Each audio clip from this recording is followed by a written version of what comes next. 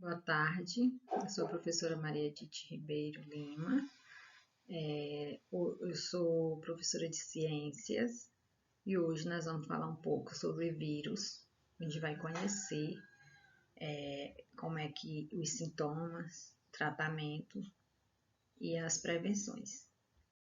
Então, na introdução eu coloquei aqui para a gente conhecer de onde vem a palavra vírus.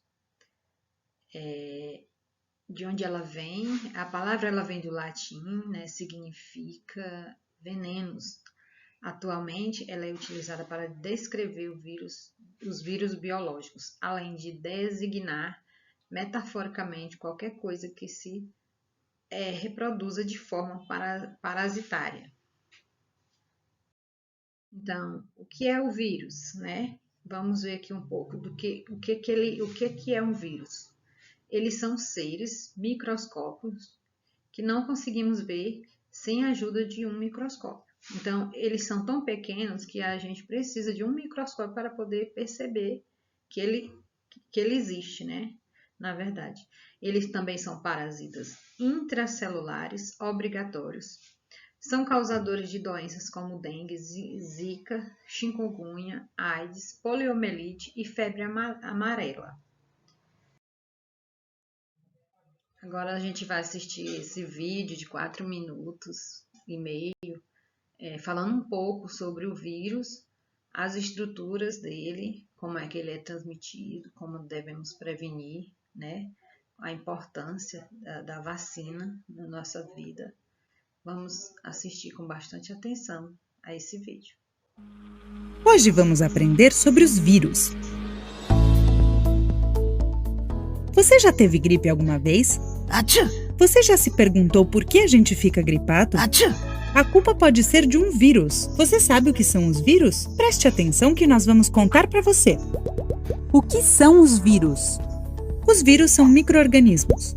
Isto significa que não podemos vê-los a olho nu. Para isso, precisamos usar um microscópio. Você sabia que os vírus não são seres vivos? Isto é porque eles não realizam a função vital de reprodução por si mesmos, diferente das células. Para poderem realizar a função vital de reprodução, os vírus precisam de um hospedeiro, ou seja, um ser vivo no qual eles possam viver. Quando isso acontece, o hospedeiro é infectado pelo vírus. A partir deste momento, o vírus poderá reproduzir o seu material genético nas células do hospedeiro e vai ser copiado muitas vezes, infectando todo o organismo. Por isso, às vezes são chamados de agentes infecciosos. Estrutura dos vírus. Os vírus são muito simples e se encontram em quase todos os ambientes. A sua estrutura básica é formada por uma camada exterior chamada capsídeo e o material genético que se encontra no interior. O capsídeo é formado por proteínas. E o material genético, que pode ser RNA ou DNA, contém a informação necessária para elaborar e formar a estrutura completa do vírus. Alguns vírus podem ter uma camada adicional em volta deles. Como os vírus são transmitidos? Os vírus podem ser transmitidos por diferentes vetores, como os animais, a água, o ar, os alimentos e os objetos. Um vetor é o portador de um vírus, que pode infectar outros organismos. Por exemplo, um mosquito com a sua picada pode propagar o vírus, infectando outro animal. Quando tossimos, os vírus se distribuem pelo ar, transmitindo-se muito facilmente e contagiando os seres vivos que estiverem ao redor. Por isso, é recomendável tapar a boca com o antebraço quando formos tossir. Assim, também evitamos o contato com as nossas mãos. Além disso, podemos prevenir a transmissão do vírus por contato com hábitos de higiene, como, por exemplo, lavar as mãos muito bem e com frequência. Vacinas. Como já tínhamos te contado antes, alguns vírus produzem doenças como a gripe. Por sorte, temos o nosso sistema imunológico, que é o responsável pela defesa contra os vírus. Como método de prevenção, existem as vacinas. As vacinas preparam o nosso sistema imunológico, ensinando-o a reconhecer os vírus. É tipo quando conhecemos uma pessoa nova, ela deixa de ser desconhecida. Assim, sempre que virmos esta pessoa, vamos reconhecê-la. A mesma coisa acontece com as vacinas e o sistema imunológico. A vacina apresenta o vírus para ele e, se em algum momento este vírus aparecer no nosso corpo, o sistema imunológico vai se lembrar e poderá agir. Assim, evitamos ficar doentes. Por outro lado, temos os remédios, que podem aliviar os sintomas, mas não podem nos curar de uma infecção viral. Doenças. Algumas doenças comuns produzidas pelos vírus são a gripe, os resfriados e algumas gastroenterites. Alguns vírus ainda não têm uma vacina para combatê-los, por isso podem chegar a ser mortais. Para resolver este problema, os cientistas do mundo todo trabalham muito para encontrar as vacinas que vão salvar milhões de vidas no futuro. Existem doenças causadas pelos vírus que não têm mais um efeito tão forte por causa do uso das vacinas, como por exemplo o sarampo, a cachumba e a rubéola. No entanto, para a gripe, é recomendável que a população de risco, como as crianças, os idosos e as pessoas com asma, tomem a vacina todos os anos. Isso é tudo sobre os vírus. Então, aí deu para entender, né, um pouco do vírus, né, como é que ele é, a estrutura dele, como é que ele age no nosso organismo e a importância, né, da vacina, é lógico. Não podemos deixar de nos vacinar, né, vacinar nossas crianças, os idosos. Então, como a gente viu no vídeo anterior, né, falando como é que o vírus ele entra no nosso organismo e age, né, e assim causa vários sintomas, como dor de cabeça, febre, dor do corpo, indisposição. Então, esses sintomas dessas viroses, eles podem, eles são muito parecidos, né? Então, isso dificulta o diagnóstico. Então, por isso, se os sintomas, quando se agravam, a gente tem que procurar um médico. Então, eu selecionei 3 tipos de doenças por vírus para a gente falar nessa aula de hoje, como a dengue, a zika e a chikungunya. No próximo slide, a gente vai comentar a respeito do tratamento, da prevenção e dos sintomas de cada uma delas. Vamos lá. Então, agora a gente vai falar um pouco dos sintomas da dengue, né? Os sintomas dela é febre alta, erupção cutânea, as dores musculares e articulares, febre, fadiga, mal-estar, perca de apetite, tremor ou suor, dor de cabeça, manchas avermelhadas ou náusea. Em casos mais graves, há uma hemorragia intensa e choque hemorrágico.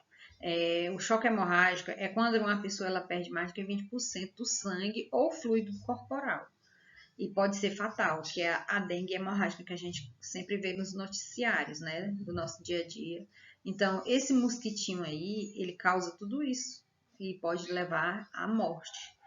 Os sintomas da dengue hemorrágica, que é a dengue mais grave que existe, são dores muito fortes, vômitos persistentes, pele pálida, fria ou úmida, sangramento pelo nariz, boca ou gengivas. A gente tem que ficar muito atento a esses sintomas.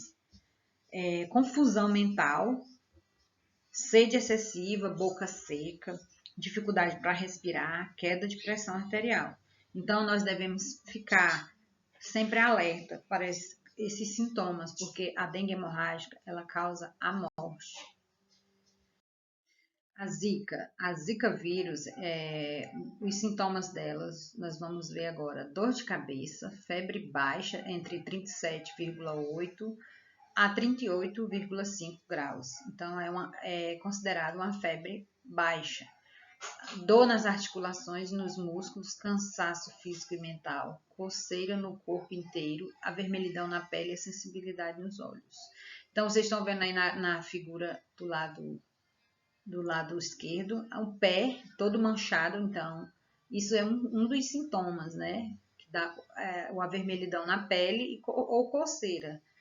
E ele também causa, a Zika vírus, ela causa nas gestantes, se um mosquito picar uma gestante, né, ele pode transmitir ao feto. E esse feto vai causar uma infecção durante a gravidez, que pode causar um defeito congênito chamado microcefalia. Eu acho que todo mundo aqui já ouviu falar, né, na microcefalia. Então, a microcefalia é causada pela picada do inseto, quando a mãe está grávida do mosquito, ela está grávida e é picada por ele, e aí causa uma infecção durante a gravidez. E aí a criança ela nasce com muitos problemas cerebrais graves, e ele é transmitido principalmente por um mosquito infectado. Então, a gente vai ver mais na frente as formas de prevenção, que é muito importante, o cuidado das grávidas durante a gestação, para não acontecer delas ser picada pelo mosquito do Zika vírus. Então, a chikungunya, os sintomas dela é dor de cabeça constante, febre alta superior a 39 graus. Então, ela já é uma febre mais alta do que da dengue e da zika. Como vocês viram o sintoma da dengue e da zika, a febre sempre é menos do que da chikungunya. E dor extrema em todas as articulações, forte dor muscular, fraqueza, dor na ponta dos dedos e nas mãos, coceira no corpo inteiro, como vocês estão vendo na foto. A pessoa fica com a pele cheia de coceira, dor, vermelhidão nos olhos também, calafrios, diarreia, vômito, dor abdominal, inchaço nas articulações. Então, a chikungunya, ela é transmitida por meio da picada do mosquito fêmea do Aedes aegypti. Então, depois desse período, desse sintoma, tem pessoas que ela evolui para outra fase com a persistência desses sintomas. Tem gente que fica de 3 a 4 meses sentindo esse sintoma. Então, quando a pessoa passa esse tempo todo sentindo, então já tem o diagnóstico que é a chikungunya. Então, a chikungunya ela tem em todo o território, né? Só que ela é mais conhecida particularmente na África e na Ásia e na Índia. São os países que elas mais se desenvolvem. Então, essas doenças, elas todas têm um tratamento, e o tratamento delas são muito parecidos, né? A dengue, o tratamento da dengue tem como objetivo aliviar os sintomas, né? Como a febre, a dor no corpo, normalmente ela é feita com o uso do paracetamol ou de pirona, por exemplo. Além disso, é muito importante a pessoa ficar hidratada, né? Tomar bastante líquido, beber bastante água, suco, fruta, ficar de repouso para poder facilitar o combate desse vírus pelo organismo. Então, a duração média do tratamento dela é de 7 a 10 dias. A dengue ela pode apresentar em 3 fases, até a recuperação total do paciente. A fase inicial é aquela no qual aparecem os primeiros sintomas da dengue, com duração até 3 dias. Aí depois a pessoa vai melhorando aos poucos. A gente tem que ficar de repouso durante esses dias aí, de 7 a 10 dias. Vai depender de cada organismo, de cada pessoa. Varia muito. Já no tratamento da Zika, a gente vai ver aqui que ela não existe tratamento para ela, né? É um tratamento específico para a infecção pelo vírus da Zika. Também não há vacina contra esse vírus no momento. O tratamento recomendado para os casos sintomáticos é baseado no uso de analgésico para o controle da febre e da dor, uso de paracetamol, de pirona. A duração dele, até o momento também, até o momento ainda, os médicos não sabem que período que esse vírus circula no sangue ou na urina. Mas eles se basearam em alguns testes e deu aproximadamente 16 dias de tratamento para o tratamento do Zika vírus. Por segurança, eles aconselharam as pessoas a se isolarem por mais uma semana. Então, é bom observar esses sintomas e tratar dessa forma. Isolamento durante 16 dias. Permanecer isolados para evitar o contágio. Então, no tratamento da chikungunya, né?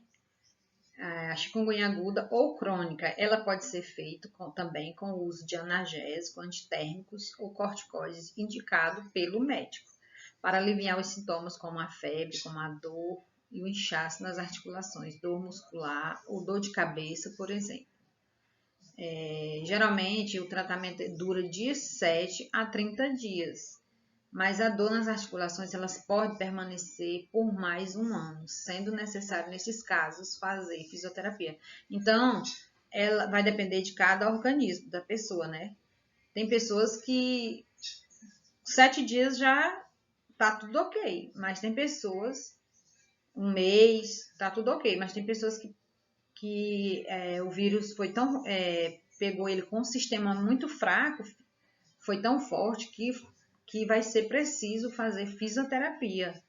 Então, a gente tem que reforçar a importância das prevenções. Então, como é que a gente vai fazer essa prevenção? Então, a gente tem que observar na nossa própria casa. Na nossa própria casa, a gente tem uma caixa com água, a gente tem um tambor no quintal, um tanque ou uma manila. Tem que manter a caixa d'água sempre fechada, não deixar folhas e galhos, impedir que a água escorra pelas calhas, não deixar a água da chuva acumulada sobre lajes, lavar semanalmente por dentro, escova o sabão, os tanques ou as manilas que a gente usa para armazenar água, manter sempre as tampas de tornéis, de barris de água fechada. Quem tem plantinha em casa também, encher de areia, o pratinho embaixo, que é a água que escoa, para ela não ficar à mostra, coloca uma areia. Quem tem plantas que é colocada em jarros com água, sempre trocar essa água ou diariamente ou uma vez por semana, no máximo.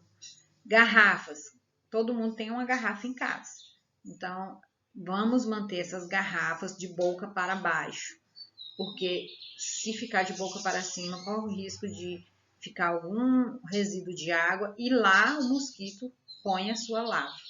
Pneus velhos, vamos evitar também deixar os pneus velhos no quintal. Quando o carro do lixo passar, a gente entrega para o pessoal que ele sabe como inutilizar esses pneus.